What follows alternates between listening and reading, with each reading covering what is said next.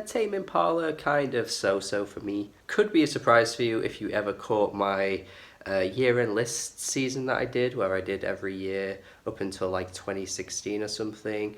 Look, those videos haven't aged well. I don't know what happened, but Inner Speaker and Lonerism were both on the 2010 and 2012 year-end lists respectively, and only a couple of years later I suddenly drastically changed those opinions, and so many of those albums that were on those lists just haven't held up for me at all. I suppose maybe I stopped sucking Pitchfork's dick.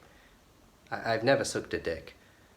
Never. But yeah, Tame Impala, not really for me, honestly. And this new album is very much the definition of a Tame Impala album. This sounds exactly how how I'd imagine it, and it's as safe as it's ever been.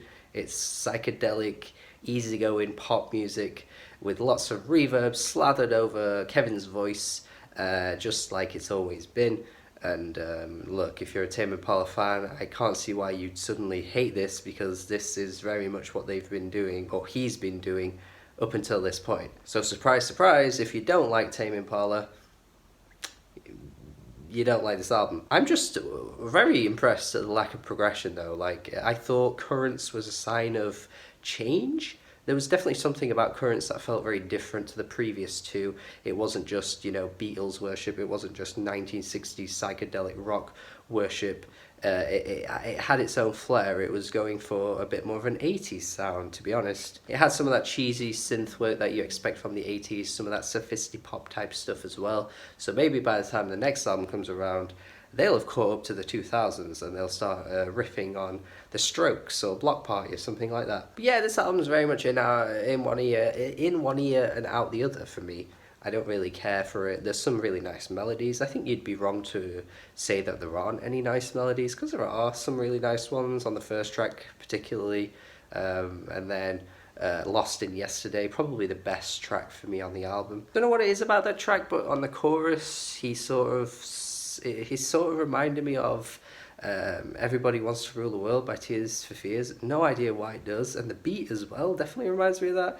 It's like a twisted psychedelic version of what that song could be, maybe. And the way Posthumous Forgiveness starts off on those verses, that's straight up Redbone. That is Redbone. That is Childish Gambino's Redbone, I swear. Or at the very least, the original Redbone, I'd Rather Be With You, which obviously Redbone sampled heavily. The one thing that this track demonstrates best for the entirety of this album is overlong songs. What is all that about, man? Why are so many of these tracks at least 5 minutes long? They don't need to be that long. 3 minutes into the song, you know what you're getting. You don't need 2 more minutes of it, or particularly on Posthumous Forgiveness, with that extended outro that feels like its own song. It's like a really weird way to close things off.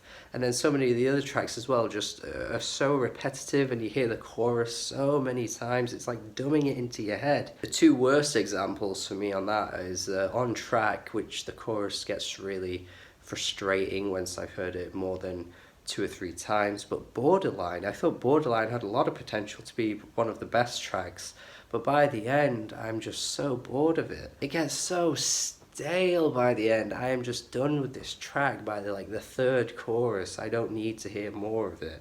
But I can at least appreciate it for being different than the original single, and I feel like it's different. I don't know if that's exactly true. Something sounds different about it, but it's at least more gripping than what they had originally given us. But yeah, one of the few tracks on this album that doesn't overstay its welcome is the track Glimmer, and that hilariously is one track that just fizzles out. It doesn't have an ending. It's just like there and it goes away. You don't really know why it's there. It just wasn't developed into an idea at all. It's so funny that the shortest track ends up doing that. Aside from the length though, I think one of my biggest issues is Kevin's voice. I just really can't stand it when he reaches into his falsetto. It's really, really gross to my ears. It's so hard to listen to. It doesn't happen often on this album, I will say that, but the few times that it does, I am ready to skip the song. Instant Destiny, man. My penis shrivels up when I hear his voice on that. What is that? What is that? That is not singing. That is awful. But really, aside from that, there's nothing awful about this album. It's just very mid to me, just in the mid-range, some cool tracks, especially towards the end. I was definitely starting to feel some of the melodies a lot more than I was in the first half of the album.